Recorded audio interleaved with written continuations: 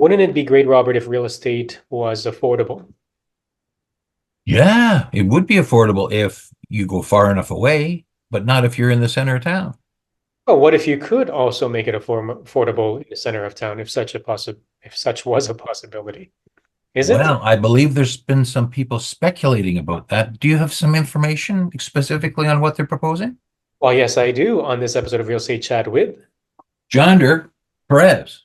and Robert Eid. Robert brought to my attention this in the Financial Post. There's going to be a link in the description. Make sure you click like and subscribe. The Self-Funding House, a one-stop solution to affordability for owners and renters. And so not to spoil any details of this because you can read this article, but we're talking about housing affordability, how to achieve it. But there's something called ADU, accessory dwelling unit, that can accommodate an owner and a renter household. By extension, a triplex dwelling can accommodate one owner and two renters. So triplex, quadrupleplex, fourplex is what they call it, fourplex and five, whatever, five, 6 units, 2 units at the very least, can help you quote unquote self-fund the actual house. And there's a lot of details here that are presented by those who put this article together. But Robert, when you and I were chatting, prior to this episode starting, like, can this be done in the city? Like, is it too much of a dream to think that I could actually buy a unit, buy a property with 2 units and self-fund the place because I have a rental and I live in another unit?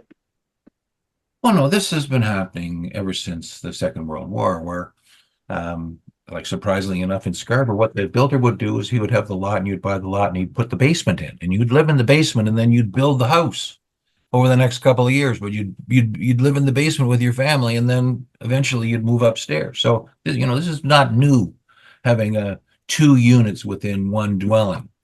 And the interesting thing about this article is just sort of a thought exercise, is that they compare it to Montreal, where there was a lot of two-family homes, one up, one down, outdoor staircase even, created. And that was just the method of building rather than 20-story high rise with, 15 units on each floor.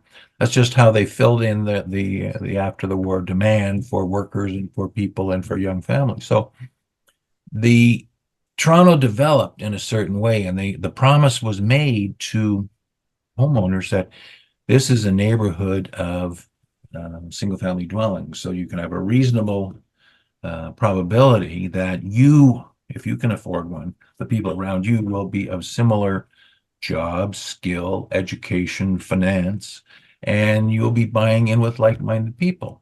And then, it evolved and things changed. So they said, well, look, we're building now closer to the railroads or closer to the commercial area or to the industrial area. So we'll put some lousier houses, some street townhouses, or some condominiums around the edge to be a buffer for you. But it's essentially a detached subdivision of 40 or 50 or 60 feet frontage by 80 or up to 120 feet deep.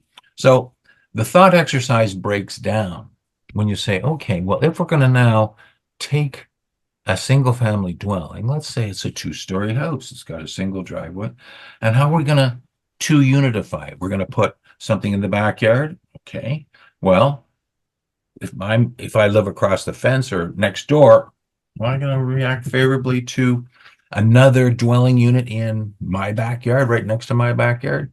So the province mandated you can do it anywhere you want, but nobody's done it yet because there isn't a crying need for it in good neighborhoods. There's a crying need for more higgledy-piggledy small jam them in units in bad neighborhoods, but nobody got the wherewithal to invest in bad neighborhoods. So these folks who are coming out and agreeing with the great policies that are announced in Ottawa and adapted from Montreal, let's see a depiction, a line drawing, a computer generated image of what are you actually talking about? What would this look like? How much frontage, how much depth would be required by this 2+1, 1+2, 1+3, live in it and let it produce income dwelling that you're talking about? And then show me on a map. Make some pink and some blue and some green of where these 1+1, 1+2, 1+3, where there's enough land existing in the existing lots so that this could be created, then we can talk about it. But if there's nowhere to put it, and no one really wants it, and no one's willing to finance it. What are we talking about? Nonsense. Well, they present a lot of different options, and how you put it is right, like a thought exercise, because it is merely that. It is a proposal that's already being done, right? Like, mind you, those who have legal basement apartments, and I know we're on the record, but let's face it, there are a lot of illegal basement apartments being rented out as well, which is very dangerous should something happen to such inhabitants of Yeah, said basements. happens all the time. Yeah, but all they're saying is basically, look, let's say your multi-unit was your main floor. It's a bungalow. You have the main floor. Somebody has a basement, or as Robert said, it's a 1+1, 2+2, whatever it happens to be.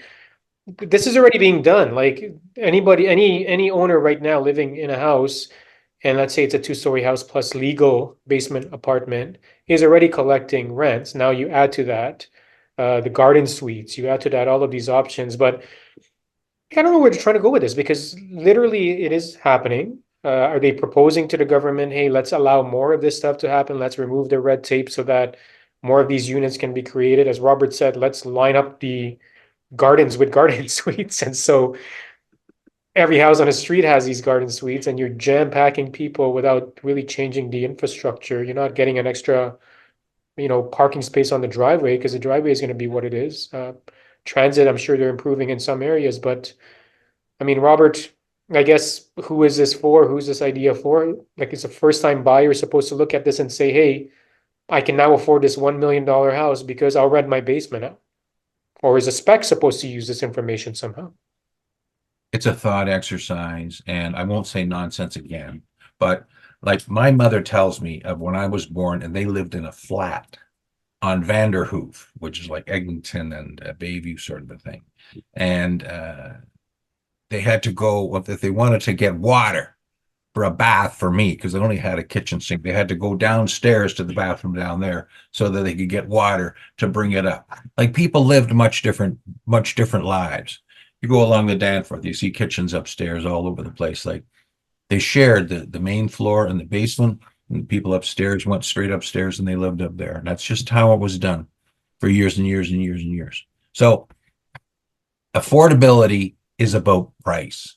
Nobody wants the prices to go down because everybody has equity. All the lenders have mortgages based on the loan to values being what they are now. So it's a big problem that nobody's addressing of the prices needing to be adjusted down. But you can't do it except by allowing inflation to do it.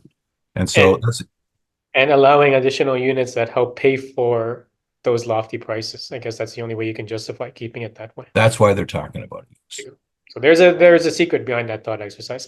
Let us know what you think. If you have an ADU, accessory dwelling unit, is it paying enough of your mortgage that it's made it worthwhile despite, the changes in obviously interest rates? Are you better off because of renting out your legal accessory dwelling units? Would you like to build one out and you're in that process? We'd love to hear from you on this community, real estate chat. Make sure That'd you be very interesting comments. Yes. We'll share it in a future episode. Thanks for watching this episode. Take care and bye for now. See you later. Bye bye.